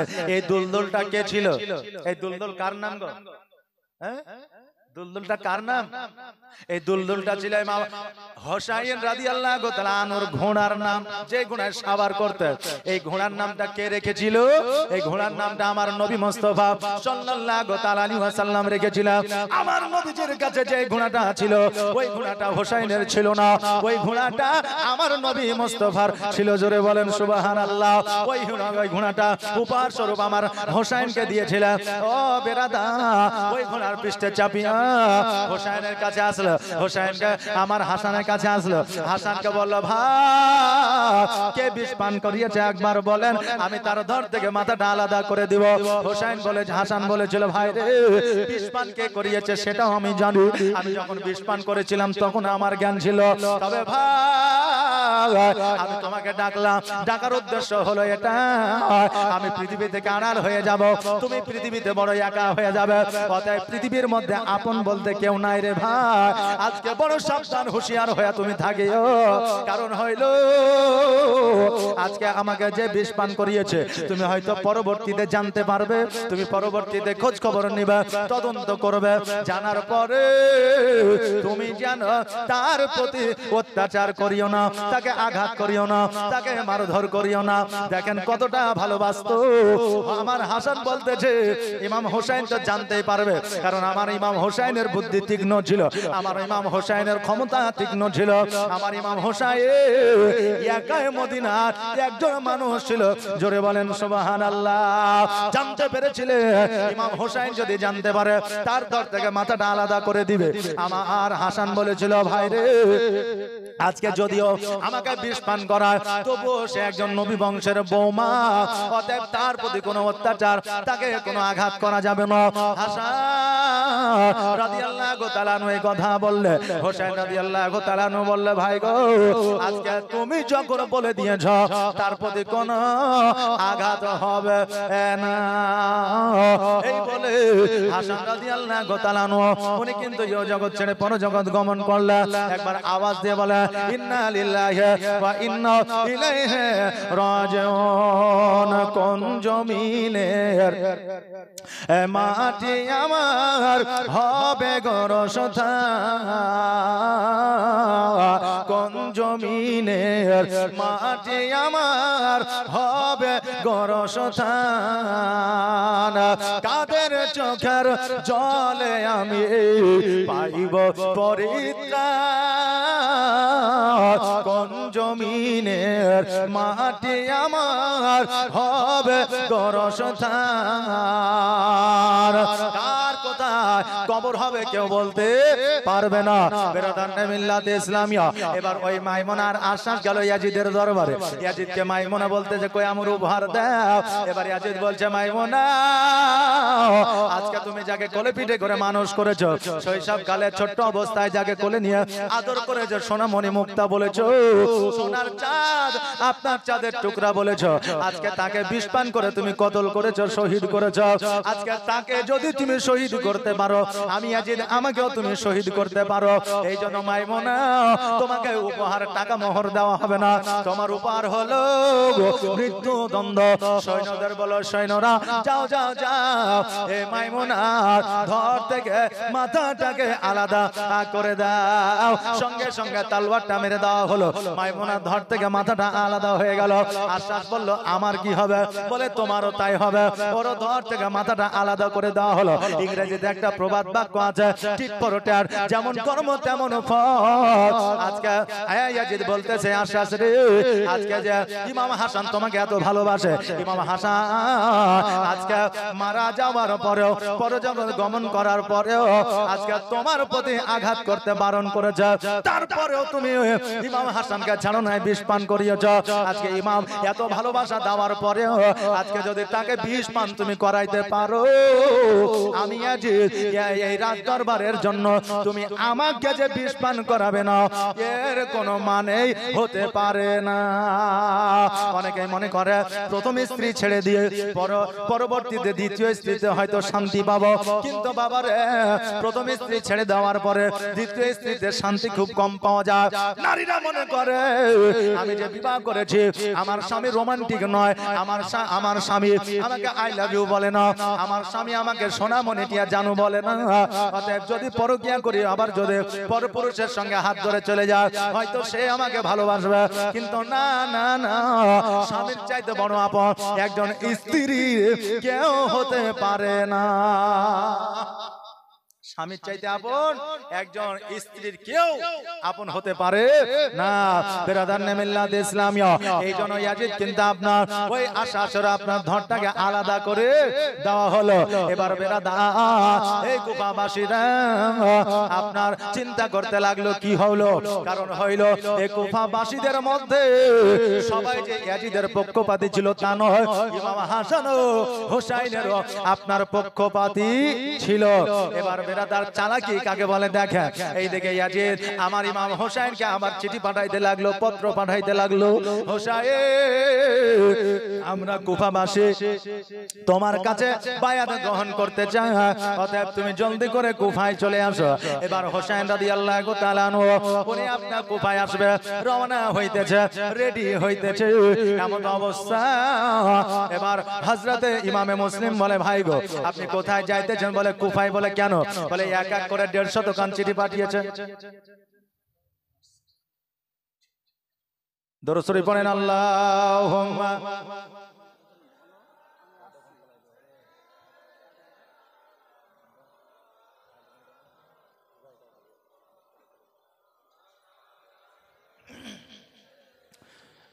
মৌলানা মুহাম্মদ। বাবাজি ভাইরা আমার মায়েরা, এবার বেরাদা ইমাম মুসলিম বলল ভাই গো কোথায় যাবেন কোথায় যাবেন? বলে আমি কুফাতে যাব। বলে কেন? বলে 1 থেকে 150 দোকান চিঠি এসেছে, আজকে তারা বায়াত গ্রহণ করবে। আজকে যদি আমি কুফায় হাজির না হই তারা কিয়ামতের দিন জবাব দেবে, আল্লাহ গো আমরা বায়াত গ্রহণ করতাম, নবীর আওলাদকে দেখতাম, আমাদের জীবনের গুনাহ খাতাগুলো maaf করতাম, কিন্তু হোসাইন কুফাতে আসে না, এইজন্য আমরা আমাদের জীবনের গুনাহগুলো maaf করতে পারি না, এইজন্য আমাকে কাল কিয়ামতের দিনে জবাব দিতে হতে পারে, এইজন্য আমি কুফাতে যাব। ইমামে মুসলিম রাদিয়াল্লাহু তাআলা আনহু বলল এ ভাই হোসাইন কুফাবাসীরা ভালো নয়, কুফাবাসীরা মুখে এক কথা বলে অন্তরে আর এক কথা বলে, কারণ কুফার মানুষরা হলো বেঈমান। কুফাবাসীরা এরা পেটে এক কথা রাখে মুখে এক কথা রাখে, অতএব এদের কথা বিশ্বাস করা যাবে না। আমার ইমাম মুসলিম রাদিয়াল্লাহু তাআলা আনহু উনি বললেন ভাই গো আমি যাব, আগে যদি কুফার ব্যবহার চরিত্র যদি ভালো দেখতে পায়, কুফার আবহাওয়া যদি ভালো হয়, তোমাকে আবার পুনরায় ডেকে নিব। তোমাকে যদি পত্র দ্বারা না ডাকে তুমি কুফায় আর আসিবে না।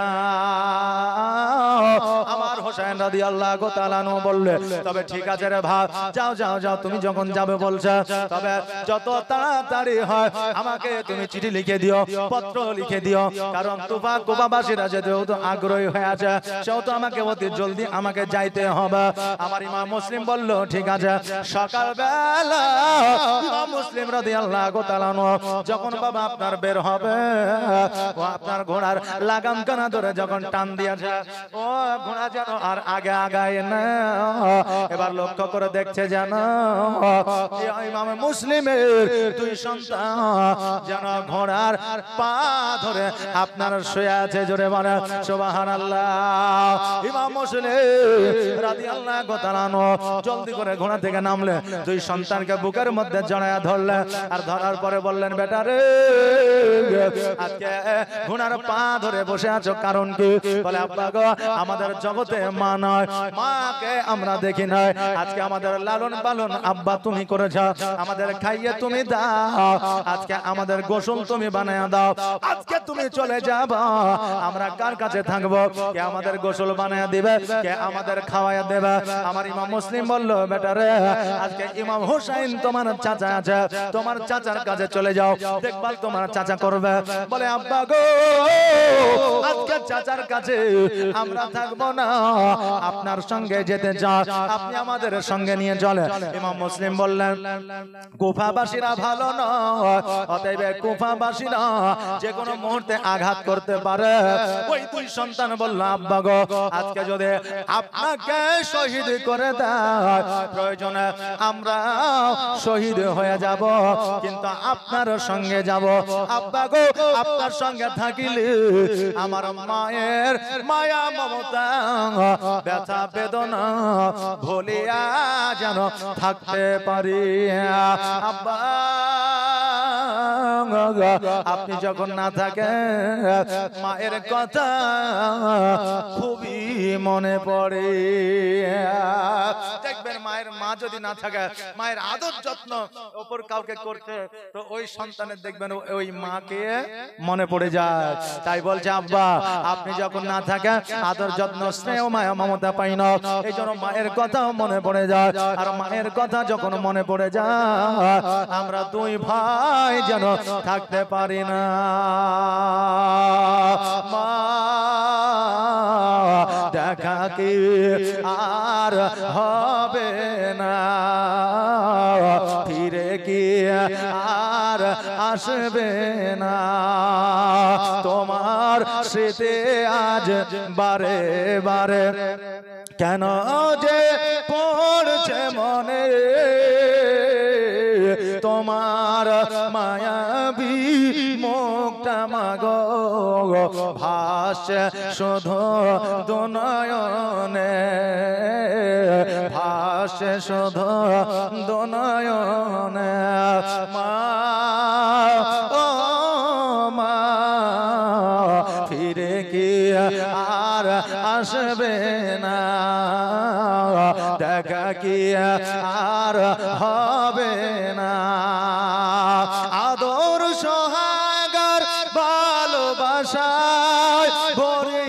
দিতে মাগো তুমি আমায়।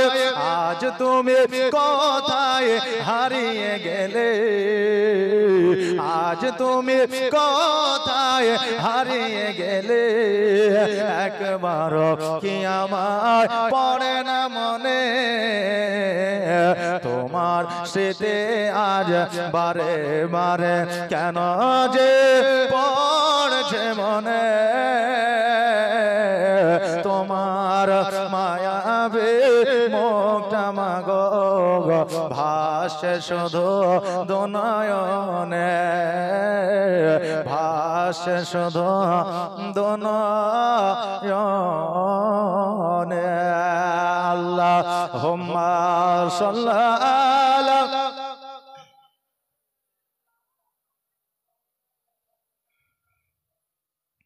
ওয়ালা আলে সাইয়্যিদিনা মুহাম্মাদ। বাবাজি ভাইরা আমার, ইমাম মুসলিম রাদিয়াল্লাহু তাআলা আনহু দুই সন্তানকে যেন আপনার ঘোড়ার পৃষ্ঠে চাপে নিলেন আর কুফার দিকে যেন রওনা হয়ে গেলেন। বেরাদার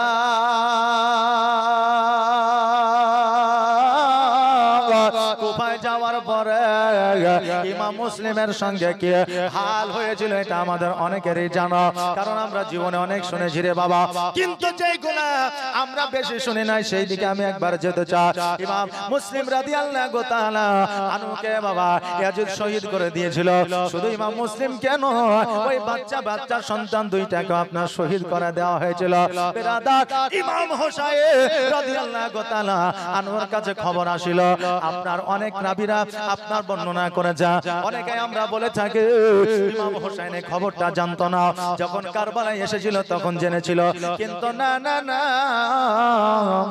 ওই দুই বাচ্চা ছেলেকে যখন সীমার মাথাটাকে আলাদা করে নদীতে ফেলে দেওয়া হয়েছিল, ভাসতে ভাসতে মদিনায় এসেছিল, আমার হোসাইন জেনে গিয়েছিল ইমাম মুসলিম আর জগতের মধ্যে নয়, তার দুই সন্তান আর জগতের মধ্যে না। যখন জেনে গেল ইমাম হোসেন বলল, আমার সদস্যরা, আমার বিবিরা, আমার সন্তানাদিরা, চলো চলো আমাদের কুফায় যেতে হবে। এই জন্য কুফায় যেতে হবে।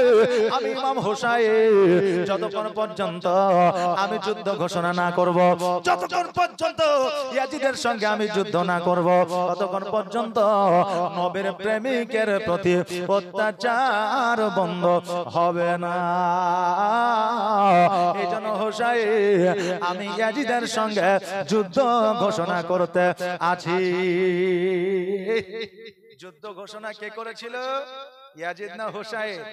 হোসাইন যুদ্ধ ঘোষণা করেছিল, কারণ এখনো পর্যন্ত ইতিহাসের পাতায় জলজল করে লেখা দেখা যায় যে মুসলিমরা কোনোদিন আপনার পিছনে আসে নাই, আর মুসলিমরা কোনোদিন যুদ্ধে হার মানে নাই, যুদ্ধে জয়লাভ করেছে। আর আজকে আপনার যুদ্ধে জয়লাভ করেছে বলে আজকে এই পৃথিবীর মধ্যে মুসলমানরা এক নম্বরে আছে। কথা বুঝলেন না? কিন্তু এক নম্বরে আছে, কিন্তু আজকে আমরা মুসলমান, আমাদের মধ্যে ভেদাভেদ, আমাদের মধ্যে মারামারি, আমাদের মধ্যে হানাহানি, আজকে আমাদের মধ্যে ফেরকা ফেরকি, আজকে আমাদের মধ্যে এক ভাই অপর ভাইকে দেখতে পারে না, নাকি বলেন? যে এই জন্য আমাদের মধ্যে মহব্বত নাই, মিল নাই, একত্রিত নাই। এই জন্য বাতিল ফেরকার মানুষ, এই জন্য বেধর্মী মানুষরা আমাদেরকে চেপে ধরতে পারে। কথা বুঝলেন না? আপনি বলবেন যে 52টা দেশ মুসলমান, আজকে একটা দেশ ইসরায়েল আক্রমণ করছে ফিলিস্তিনের উপরে, কোন দেশই কিছু বলছে না। যদি একটা দেশ মুখ খুলতো তাহলে আজকে ফিলিস্তিনের লোকগুলো বেঁচে যেত। বলছি কি বলছে না? কিন্তু খবর রেখেছেন যেই লোকটা এই কথা বলছে তারই নিজের ভাইয়ের সঙ্গে মিল নেই। এই কথা বুঝতে পারছেন আমার? যে শুধু জীবনে শুনলে হবে না, কিছু প্র্যাকটিক্যাল কথাবার্তা আমাদের শোনা দরকার আছে। যেই লোকটা বলছে ফিলিস্তিনের প্রতি অত্যাচার হচ্ছে, 52টা মুসলমান দেশ আছে, একটা দেশও মাথা উঁচু করছে না, কিছু বলছে না। যদি একটা দেশ বলে দেয় তাহলে ফিলিস্তিনের উপর অত্যাচার বন্ধ হয়ে যাবে। কিন্তু যে কথাটা বলছে তার নিজের মায়ের পেটের ভাইয়ের সঙ্গে মিল নাই। আচ্ছা বলে, তোমার নিজের মায়ের পেটের ভাইয়ের সঙ্গে যদি মিল না থাকে, একজন অপর দেশের মুসলমান আর একজন দেশের মুসলমানের সঙ্গে মহব্বত কি থাকবে? কথাটা আমার বুঝতে পারলেন? ভাইয়ের সঙ্গে যদি মিল না থাকে, মহব্বত যদি না থাকে, ভাইকে অপরজন মারছে তো ওই ভাই বলছে মারছে ওকে ঠিকই আছে, ওর যে ভুল আছে চলার রে, কথা বললেন না বেরাদার? তাহলে আমি ভাইকে মহব্বত যদি করতে না পারি মুসলমান হয়ে, তাহলে আমাকে যদি কেউ মারে, তাহলে আমার প্রতিবেশী কি মহব্বত থাকবে? যে আমার গ্রামের লোকের কি মহব্বত থাকবে? আমার ব্লকের লোকের কি মহব্বত থাকবে? আমার থানার লোকের কি মহব্বত থাকবে? আগে নিজেকে নিজে ভালোবাসতে শিখুন, দেখেন দেশের লোক আপনাকে ভালোবাসবে। জোরে বলেন সুবহানাল্লাহ। বেরাদার, আপনি ভাইকে ভালোবাসলে প্রতিবেশীর প্রতি ভালোবাসা অটোমেটিক চলে আসবে। প্রতিবেশীকে ভালোবাসলে পুরো ভারতবর্ষের মানুষের প্রতি ভালোবাসা অটোমেটিক চলে আসবে। পুরো ভারতবর্ষের মানুষকে যদি আপনি ভালোবাসতে পারেন, বিদেশের ভিন দেশের মানুষকেও আপনি ভালোবাসতে শিখবেন। এটা হচ্ছে শরীয়তি শিক্ষা। জোরে বলেন সুবহানাল্লাহ। বেরাদার, তো কথা হলো আমি যেটা বলতেছিলাম যে হোসেন রাদিয়াল্লাহু তাআলা আনহু বললেন যে আমি যতক্ষণ পর্যন্ত ইয়াজিদের সঙ্গে যুদ্ধ ঘোষণা না করব, ততক্ষণ পর্যন্ত আমি এই মুসলমানের প্রতি অত্যাচার বন্ধ হবে না। কিন্তু বাবা একটা জিনিস খেয়াল করেন, যে তারাও মুসলমান ছিল কিন্তু তারা নামে মুসলমান, আর আমার ইমাম হুসাইনও মুসলমান ছিল। তারা ছিল ইয়াজিদি মুসলমান, আর এরা হলো হুসাইনে মুসলমান।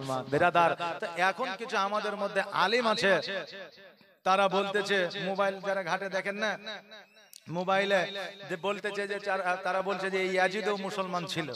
নাউজুবিল্লাহি মিন জালিক। বলছে কে? বলছে না যে ইয়াজিদ মুসলমান ছিল। না, ইয়াজিদ মুসলমান ছিল না।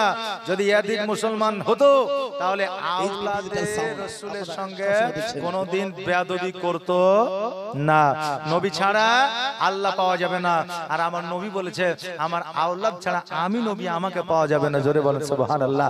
তাই নবীর আওলাদকে মহব্বত করতে হবে, তবেই নবী পাওয়া যাবে, আর নবী পাওয়া গেলে খোদা পাওয়া যাবে। বেরাদার মিল্লাত ইসলামিয়া, তাই ইমাম হাসান ও হুসাইনকে মহব্বত করতে হবে কিসের মাধ্যমে? ইবাদতের মাধ্যমে। ইমাম হাসান ও হুসাইনকে মহব্বত করতে হবে কিসের মাধ্যমে? নামাজের মাধ্যমে। ইমাম হাসান ও হুসাইনকে মহব্বত করতে হবে কিসের মাধ্যমে? চোখের পানির মাধ্যমে। ইমাম হাসান ও হুসাইনকে মহব্বত করতে হবে দানের মাধ্যমে। ইমাম হাসান ও হুসাইনকে মহব্বত করা হবে না ঢোল বাজনার মাধ্যমে। হবে না। ইমাম হাসান ও হুসাইনকে মহব্বত করা হবে না লাঠি লাঠনা খেলার মাধ্যমে।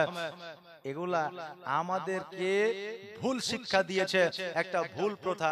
একটা কথা আপনাদের বলে দিয়ে যায়, আমাদের আপনাদের মায়েরা আগে বলতো যে মাগরিবের সময় খেতে গেলে, মাগরিবের আজান হচ্ছে, ওই সময় খেতে গেলেই বলতে খাবার খেও না। বলে কেন?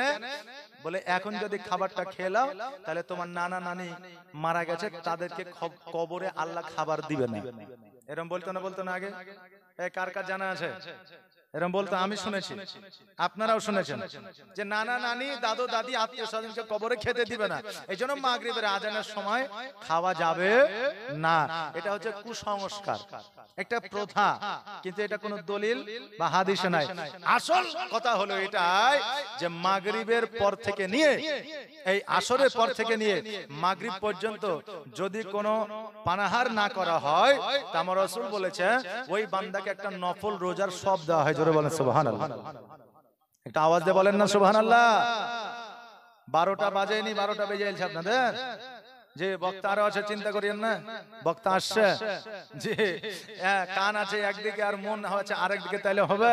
একজন বাপ আর বেটা জুম্মার দিনে গোসল করে নতুন পাঞ্জাবিরা সেন্ট দিয়ে চলে গেছে জুম্মাতে, জুম্মা পড়তে। যাওয়ার পরে বুঝলেন যুবক বেটা বাপের পাঞ্জরে বসেছে, বাপু বসে আছে। এখন মৌলভী সাহেব ওয়াজ শুরু করেছে, বুঝলেন?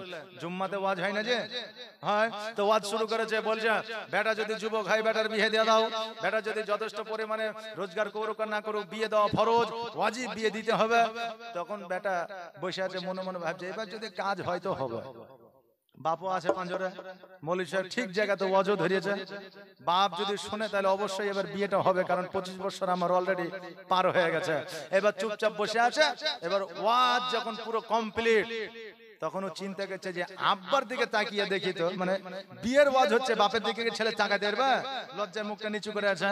তখন এবার বেটা বলছে যে একবার আব্বার দিকে তাকিয়ে দেখি আব্বার রিয়াকশনটা কি, কিরকম কি ব্যাপার। যদি হাসে, যদি মনটা ভালো থাকে তাহলে আমার বিয়ে হয়ে যাবে গ্যারান্টি। আর যদি একটু মনটা ভারী থাকে তাহলে আর হইলো না, তা আব্বার মুখের দিকে একবার তাকিয়ে দেখি। তো বেটা যখন আব্বার মুখের দিকে তাকাইছে, তো আব্বা ঘুমাইছে। অনেকে মসজিদে জুম্মার দিনে যায় খুতবা পড়ছে আর কেউ ঢুলছে নাই যে তা আব্বা ঘুমাইছে। আচ্ছা বলেন যদি ঘুমাইতে ওয়াজ আর কানে ঢুকবে? ঢুকবে না। তো বেটা বলছে বেকার মৌলবীর ওয়াজ করাই হইলো আর আমার মনে একটু আনন্দ লয় হইলো, কাজ কিছু হইলো না। তো 1 ঘন্টা 2 ঘন্টা বসে আছে, যদি মন অন্যদিকে চোখ দিয়ে মৌলবীর দিকে থাকে তাহলে কাজ হবে না। এই জন্য একটু মনোযোগ দিয়ে শুনবেন। আমার পরে আমার আরেকজন বাংলা বিখ্যাত সুরকার, একবারে নজওয়ান বক্তা, আমি তো বুড়িয়া হয়ে গেছি বুঝলেন, আমার চাইতো জুয়ান আসবে একজন, আপনাদের এলাকারই ছেলে, উনি আসবেন আপনাদের কাছে ওয়াজ করবেন। তার আগে আমি আছি, আমি যতক্ষণ আছি আপনাদেরকে শুনিয়ে দিয়ে যাব, একটু লক্ষ্যপাত করে একটু কান করে শুনবেন। একবার আওয়াজ দিয়ে বলেন ইয়া রাসূলুল্লাহ, আরেকটা আওয়াজ দিয়ে বলেন ইয়া রাসূলুল্লাহ, সুবহানাল্লাহ সুবহানাল্লাহ। বিরাদার, তা আমি বলতেছিলাম, কি বলছিলাম মনে আছে? মনে নাই। বিরাদার, তো ইমাম হোসেন রাদিয়াল্লাহু তাআলা আনহুকে মহব্বত করতে হবে তবে নবীকে পাওয়া যাবে, আর নবীকে মহব্বত করলে তবে খোদাকে পাওয়া যাবে। নবী ছাড়া আল্লাহ নয়, আর আওলাদে রাসূল ছাড়া নবী নয়। বিরাদার, তো এই দেখেন এবার ইমাম হোসেন রাদিয়াল্লাহু তাআলা আনহু উনি কিন্তু এবার সমস্ত আওলাদ নিয়ে আর 70 জন কাফেলা, কয়জন বললাম?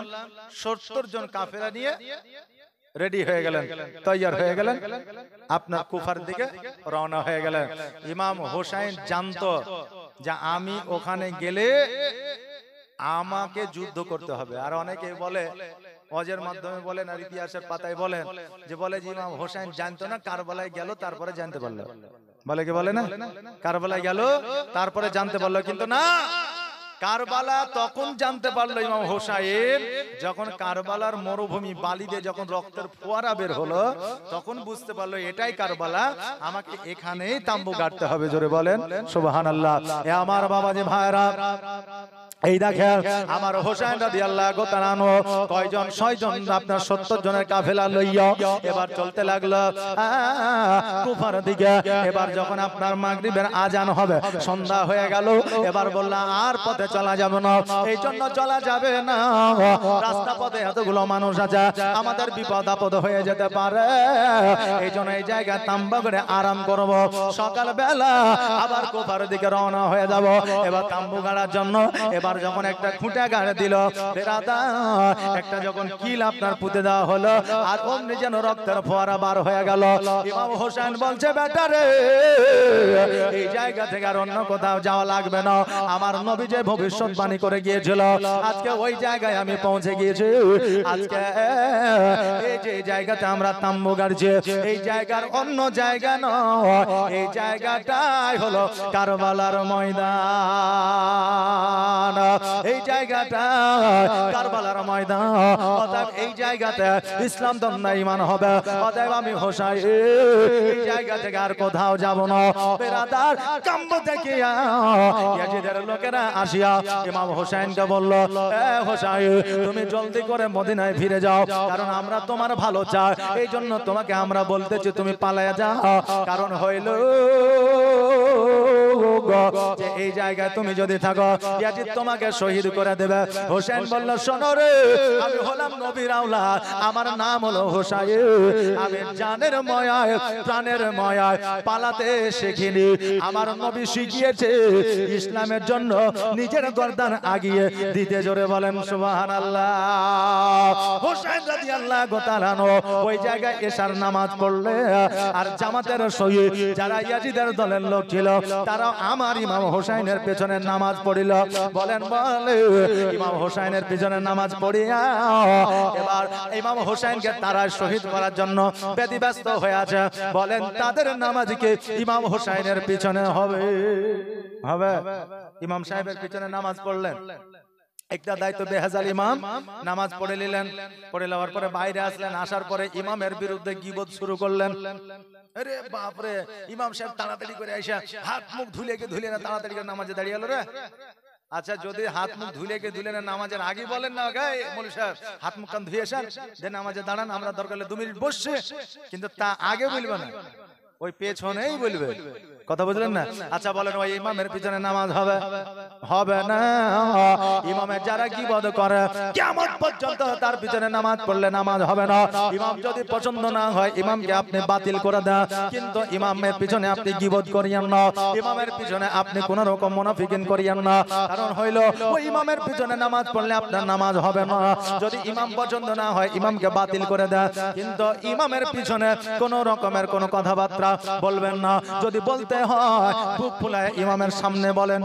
কথা বুঝতে পারলেন না? ইমামের সামনে বলেন, পিছনে নয়। ইমাম হোসেনের পেছনে নামাজ পড়িল, ইমাম হোসেনকে তারা শহীদ করার জন্য ব্যতিব্যস্ত হয়ে থাকলো।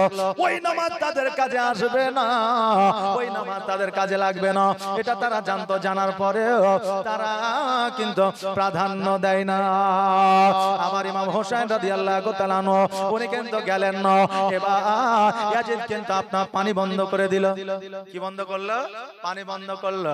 যে একমাত্র জব্দ যদি করতে পারা যায় তবে পানি বন্ধ করলে জব্দ হয়ে যাবে। নারে তাকবীর, নারে রিসালাত। মাসলাক আলা হযরত জনাব মাওলানা মোহাম্মদ জিয়াউল হক সাহেব, একটা আওয়াজে বলেন জিন্দাবাদ।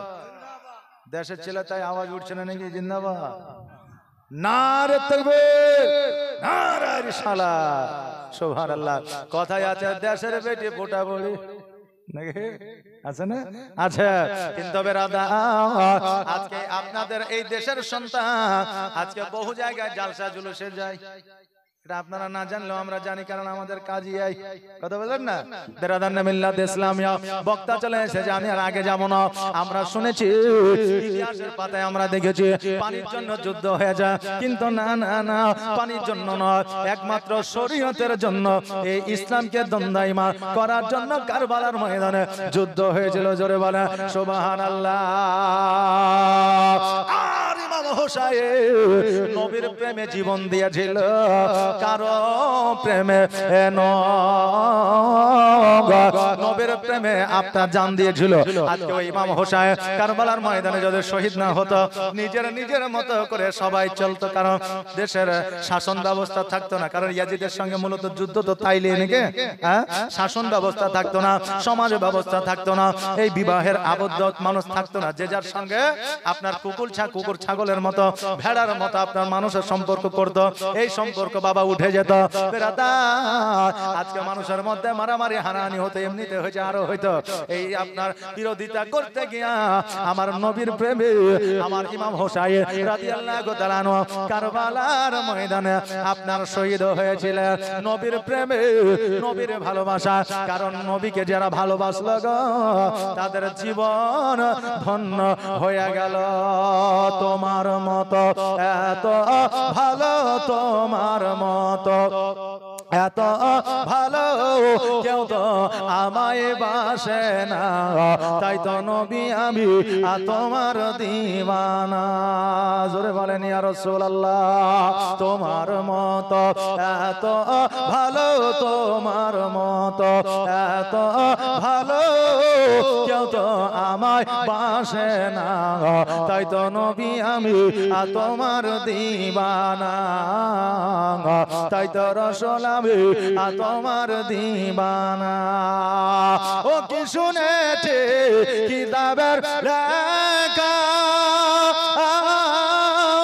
নবী ছাড়াই আমার জীবন ফাঁকা গো, নবীজিকে ভালো না বাসিলে, নবীজিকে ভালো না বাসিলে আল্লাহ পাওয়া যাবে না, তাই তো নবী আমি তোমার দিওয়ানা।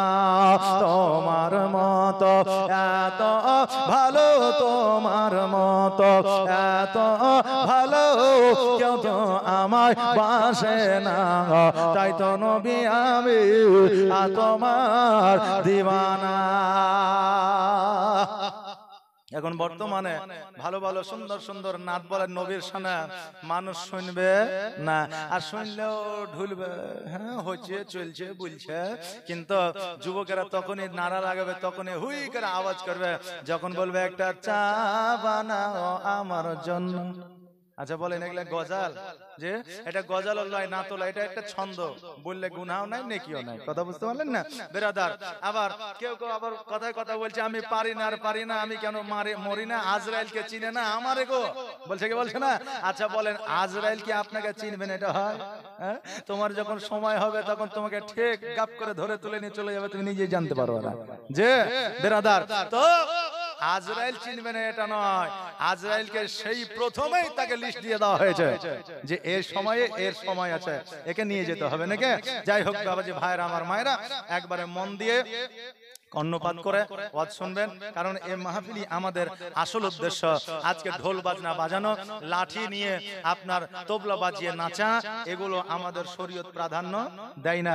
হ্যাঁ, আমি একটা কথা আপনাদের বলছিলাম, মাঝে মিস্টেক হয়ে গেছে, যে আমাদের মা বাবারা বলে যে মাগরিবের সময় খাবার খাইলে আমাদের দাদু দাদি নানা নানিকে কবরে খেতে দেয় না, তাই বলছিলাম তো। যে তো আসলে এটা নয়, এটা কুসংস্কার। আসর থেকে মাগরিব পর্যন্ত না খেয়ে থাকলে একটা নফল রোজা সব পাওয়া যায়, কিন্তু কোন মা সন্তানকে রোজার নফল ইবাদতে সব দেওয়ার জন্য হয়তো বলেছিল যে সে তার নানাকে বা দাদুকে বা দাদিকে ভালোবাসতো, যে তার কথা বললে হয়তো খাবে না, এই জন্য বলেছিল তোমার দাদু খেতে পাবে না, অতএব খেয়েও না। এই জন্য ওই প্রথাটা এখনো পর্যন্ত আমাদের চলে আসছে। কথা বুঝলেন না? যেমন হযরত গান্ধীর সাকার ওনার মা বলেছিলেন যে নামাজ পড়লে চিনি পাওয়া যায় নাকি, নামাজ পড়লে চিনি পাওয়া যায়, কিন্তু এটা তো আসলে সেটা নয়। তা নামাজ পড়তো, মা চিনি ঢুকিয়ে দিত, যে এখান থেকে উনি নামাজ ধরে নিয়েছিলেন, নামাজ পড়া শিখেছিলেন, এত নামাজে ইবাদত উনি করেছিলেন যে আল্লাহর ওলি হয়েছিলেন। জোরে বলেন সুবহানাল্লাহ। তো বিরাদার, এইরকম কুসংস্কার আমাদের মধ্যে ঢুকে আছে। আমরা আজকে হয়তো লাঠি লাদনা খেলার ব্যাপারে বলবো, হয়তো আমাদের রাস্তায় ধরবে, হয়তো নিচুতে ধরবে, রাস্তায় বলবে যে মৌলভী সাহেব এই কথা কেন বললেন, কারণ অনেক জায়গায় আমাদের বাধাগ্রস্ত হতে হয়েছে, এমনকি আমাদেরকে অনেক জায়গায় আক্রমণ করেছে। ভরতপুর চিনেন, সালার ভরতপুর, ওখানে গিয়ে বলেছিলাম যে লাঠি খেলা যাবে না, তো একজন বলছে তুই নাইমে আয়, বুঝলেন না, বলছে তুই নাইমে আয়, জি। আর ওদিকের লোক দেখে একটু ভয়ও আছে, কারণ বুঝলেন ওরা একটু মানে ওই কি বলে বলেন তো, রসগোল্লা মিষ্টির ওদিকে একটু চাপটা বেশি, বুঝতে পারলেন? তো যাই হোক ব্রাদার, তো সে আমাদের চলে আসতে হয়, অনেক জায়গাতে এরকম হয়, কিন্তু যেটা ন্যায্য সেটা বলতে হবে। এই লাঠি খেলা, বুক বাড়ানো, বুক চিরা, তারপরে মাথা ফাটানো, এগুলো হচ্ছে ইয়াজিদের একটা দল, ইয়াজিদের একটা দল ছিল যারা এটা করতো ব্রাদার। যাই হোক, বর্তমানে আমার ওই কথা বলার ওইদিকে যাওয়ার লক্ষ্য নয়, তবে এগুলো করবেন না। আর বর্তমানে এটা আরো খারাপ এই জন্য যে যারা লাঠি খেলছে 100-র মধ্যে 20% মানুষ মদ খেলিছে। কথা বুঝলেন না? মদ খেয়ে নিচ্ছে, হাফ প্যান্ট পরে থাকছে, যে তা হাফ প্যান্ট পরাতে এমনি তো শরীয়তে নিষিদ্ধ, হাঁটুর উপরে কাপড় তোলা। কথা বুঝলেন না? জি। তো বেরাদার, এই সবগুলো আমাদের করা যাবে না, এগুলো থেকে আমাদের বিরত থাকতে হবে। যদি আপনি পারেন বেশি বেশি করে রোজা করেন, নামাজ পড়েন, আল্লাহর কাছে দোয়া করেন, তাহাজ্জুদের নামাজ পড়েন, হাত দুখানা উঠিয়ে দেন, আল্লাহর দরবারে কান্না করেন, আপনার মনস্কামনা পূরণ হবে। আল্লাহ যেন সকলের মনের ইচ্ছা পূরণ করে। সকলে বলেন আমিন সুম্মা আমিন। বক্তা পেছনে, তাই আমি আগে না বাড়ে আমি আমার বক্তব্যের ইতিরাকে এখান থেকে টানলাম। আসসালামু আলাইকুম ওয়া রাহমাতুল্লাহি ওয়া বারাকাতুহু। একবার দরুদ পড়েন, আল্লাহুম্মা সাল্লি আলা